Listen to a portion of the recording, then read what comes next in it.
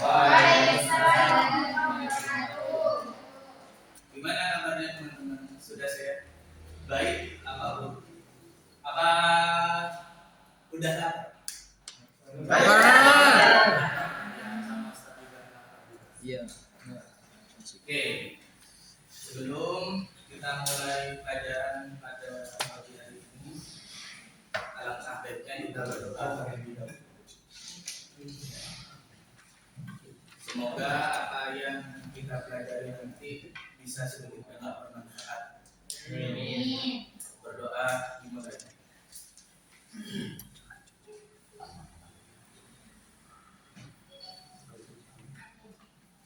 Selesai.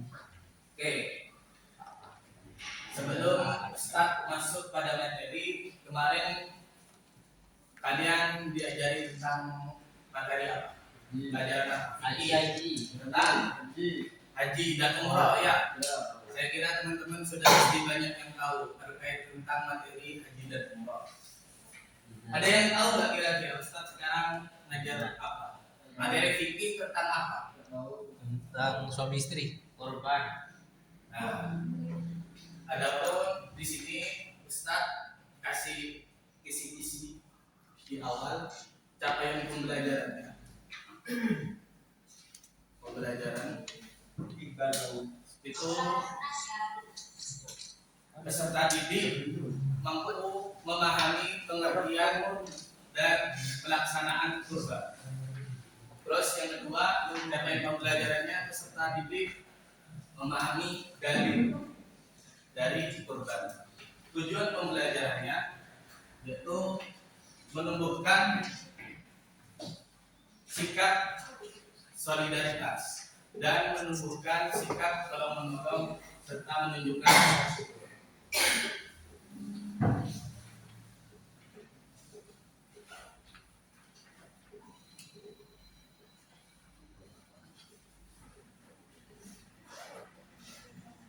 Nah, sampai di sini apa teman-teman sudah tahu? Kira-kira materi apa yang Ustaz akan ajarkan kepada kalian? Sudah. Belum ya masih. Di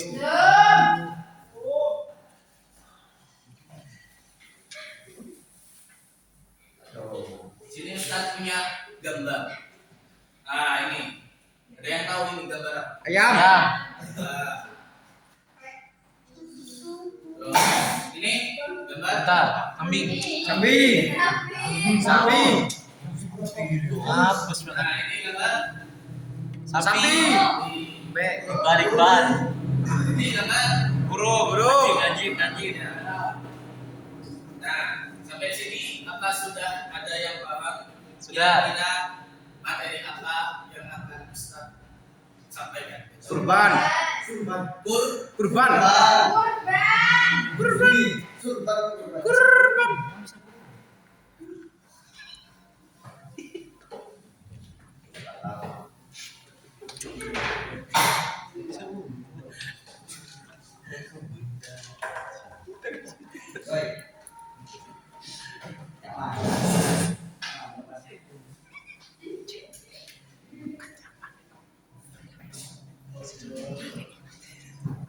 Oke. Kira-kira tahu nggak apa itu kurban? Mungkin masih yang paling belakang. Kurban di sini ada dua menurut bahasa. Mungkin tahu? Nggak tahu. Kurban menurut bahasa itu dari bahasa Arab. Dari bahasa Qoribun.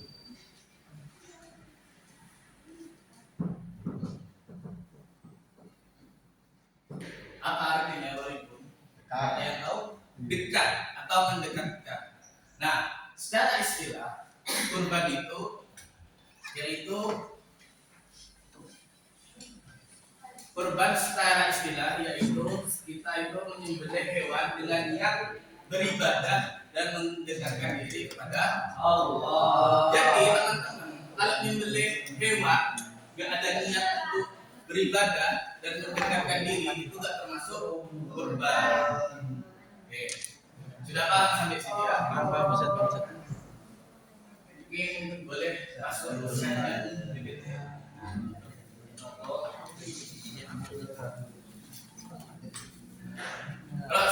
materi yang kedua yakni terkait tentang latar belakang atau kisah di balik kurban itu.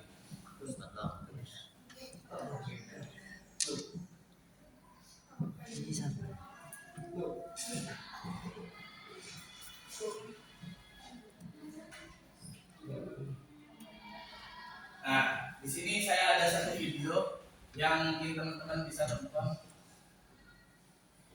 Ini ya videonya. Mohon disimak baik-baik.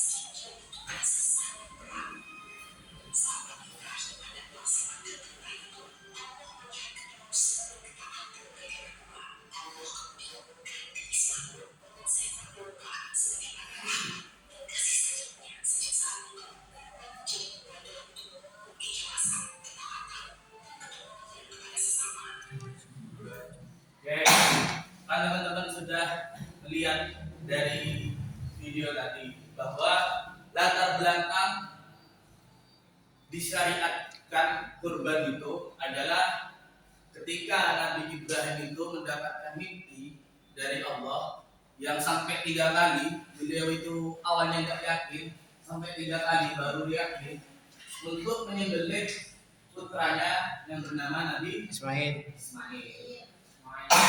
Nah, dan kenapa awalnya itu Nabi Ibrahim sangat berat? Karena Nabi Ismail ini adalah putra yang sangat ditunggu-tunggu oleh Nabi Ibrahim. Nah, pada itu latar belakang atau kisah kurban, syariat kurban ini berasal dari Nabi Ibrahim dan Nabi Ismail. Oke, selanjutnya yakni terkait tentang dalil. Mungkin bisa slide berikutnya. Terus, nah ini perintah berkurban dalam Al-Quran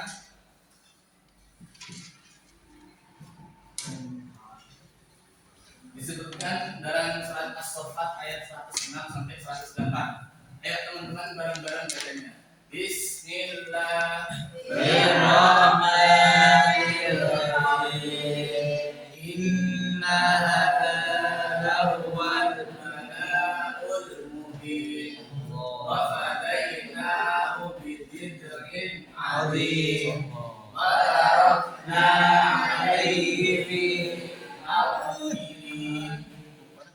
Artinya sesungguhnya ini benar-benar suatu ujian yang nyata, dan kami tebus anak itu dengan seekor sembelihan yang besar, dan kami abadikan untuk Ibrahim itu pujian yang baik di kalangan orang-orang yang datang kemudian.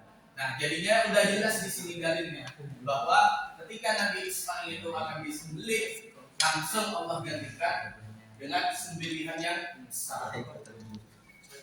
Oke, ini sudah terkait tentang dalil. Selanjutnya itu yakni jenis hewan kurban. Nah, ini Mbak yang ini, nah Mbak Riza, jenis hewan kurban. Kira-kira kalau hewan ini bisa nggak dibuat kurban? Enggak, kenapa? Karena terlalu kecil. Oke. Terus, nah, sampai enggak kalau ini kira-kira bisa dibuat kurban? Bisa. Berarti jenis hewan kurban atau langsung hewannya apa aja? Terus terus kambing, ya, unta. So tadi jenis-jenis hewan kurban. Selanjutnya, ketika sudah ketemu hewan-hewannya, nah syarat sah apa saja yang membuat kalian itu dinyatakan berkurban? Syarat sah. Ayo, syarat sah. Nah,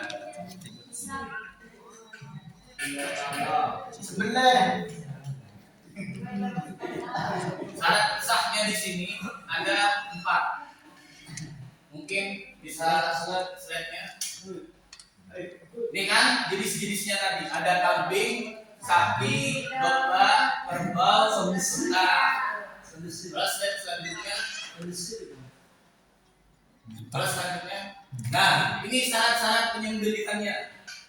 Yang pertama, yakni penyembelih harus Islam dan berakal. Jadinya kalau orang Kristen, nah, kebanyakan orang-orang yang makan makanan barat itu, nah ini bahaya. Karena yang pertama syarat penyembelihnya itu harus Islam dan berakal. Terus yang kedua, itu hewan kurban itu adalah binatang yang halal. Kalau babi boleh enggak? Boleh. Mana main? Harimau besar? Tidak boleh. Boleh. Karena kenapa? Tidak termasuk Hewan yang halal. Yang halal.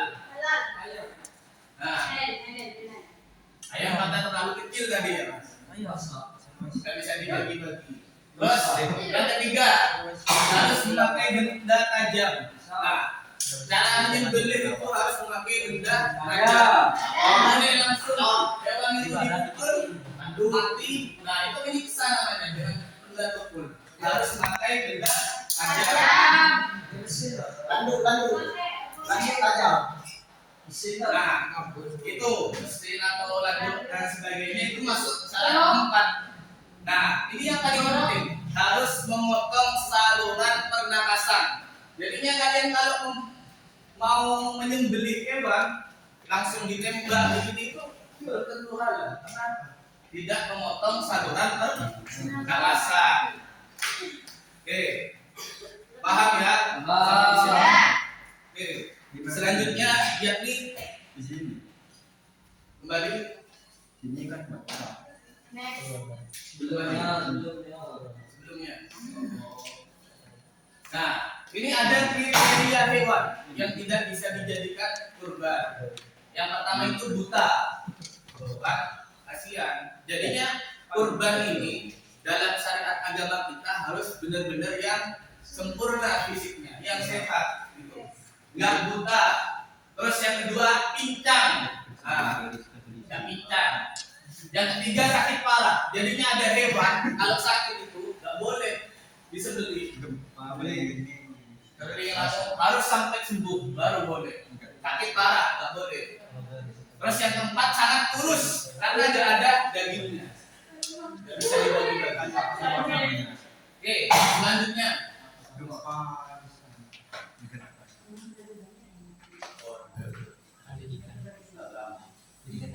Nah, ini waktu pelaksanaan salat Idul Adha tanggal 13 Dzulhijjah atau hari tasrik. Setelah salat Idul Adha sampai hari tasrik 13 Dzulhijjah. Terus selanjutnya, nah ini tujuan dan nilai kurban. Yang pertama menambahkan keimanan dan ketakwaan. Yang kedua mengajarkan pengorbanan dan kasih sayang. Yang ketiga menunjukkan rasa syukur kepada Allah. Mungkin itu materi. Selanjutnya saya akan bagi kertas berkelompok.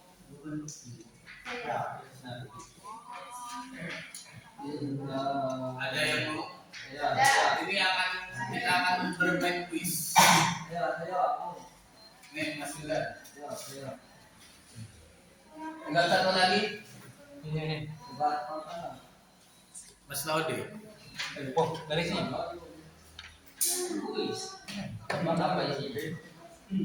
Nah, saya harap teman-teman ditulis ya. Nanti Apa dia? teman-teman dari bisnis tersebut yang nanti saya kasih hadiah. Oke. Kok ini lagi? Ini yang pernah. Next. Lagi yang terakhir. Ayo, lanjut. Operatornya kamu. Iya. Next. Nah, ini kuisnya. Yang megang kertas harap diperhatikan. Quran surah apa yang memerintahkan untuk berkorban? Tulis saja. Ditulis saja. Langsung Quran surat apa yang memerintahkan? Ayo, maju. Langsung maju. Catat aja. Terus yang kedua, hewan apa saja yang bisa untuk berkorban? Sebutkan satu dah. Hewan apa saja yang bisa untuk berkorban? Sebutkan satu. Yang ketiga, kapan waktu dilaksanakannya kurban? Langsung saja hilang. Ayo, Di luar kepala kan?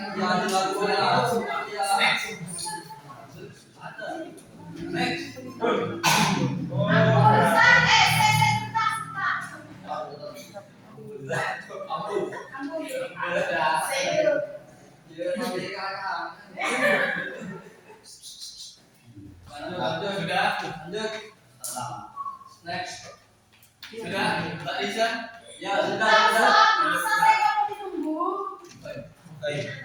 Dipresentasikan aja. Apa saja syarat sah penyembelihan hewan kurban? Sebutkan satu saja. Dua sahabatnya banyak. Sebutkan satu. Terus yang terakhir, apa saja tujuan dan nilai kurban? Sebutkan satu. Apa saja tujuan dan nilai kurban? Sebutkan satu saja. Ayo, teman-teman yang sudah bisa maju. Bersedia? Apa dari sana juga? Banyak, jajannya banyak.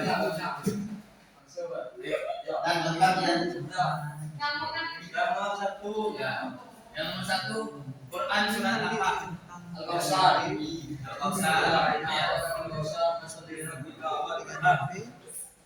Ya. Terus yang nomor dua, hewan apa saja? Sapi. Terus kapan waktu dilaksanakannya kurban? Bulan 10 sampai 13 Ya. Oke. Next. Terus syarat sah penyembelihan hewan kurban? orang yang dibilang harus Islam. Nah, kan berapa? Terus tujuan dan nilai kurban? Masya Allah. Oke. Tepuk tangan. Nggak ada lagi.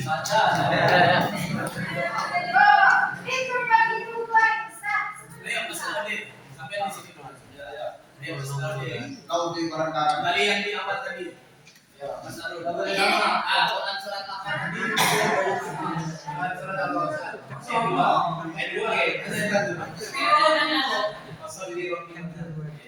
Terus hewan apa saja yang bisa berkorban? Sapi. Sapi. Dari tanggal 10 sampai 13 Syarat penyembelihan hewan. Syarat penyembelihan hewan itu harus akad. Hewannya.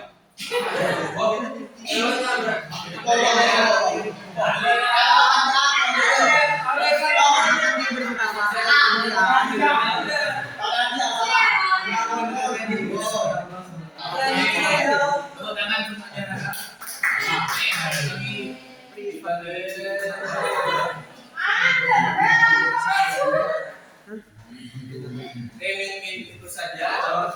Terus untuk tujuannya tadi sudah jelas bahwa kurban ini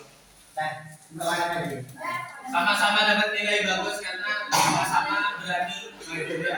Terus tujuannya kurban ini untuk meningkatkan rasa syukur kita dan mendekatkan diri kita kepada Allah Subhanahu wa taala.